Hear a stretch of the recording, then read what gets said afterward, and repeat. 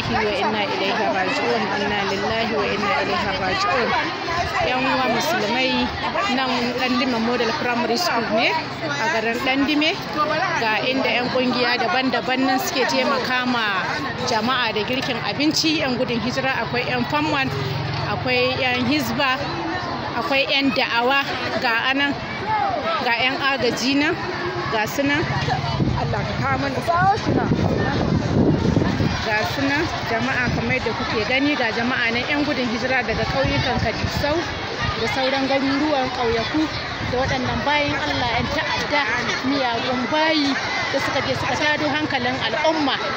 Ga jama'a nan zazzaune a halin yanzu dai an riga an yi karin safe, inda kuka ga 'yan hizba da 'yan agaji da 'yan famwan suna girka abincin rana domin basu, kamar yadda jama'a suka kawo gudunmuwa da abinci daban-daban.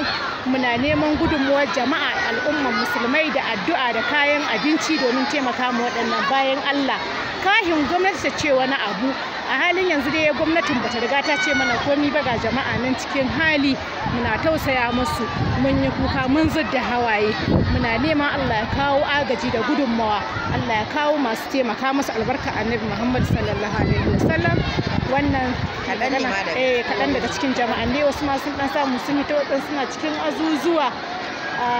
Wannan shine ni sakatariya ta famwan Dandime na gabarin ɗauka in turo mu ƙungiyar mu da ke Katsina domin su ga halin da al'umma annabi take ciki.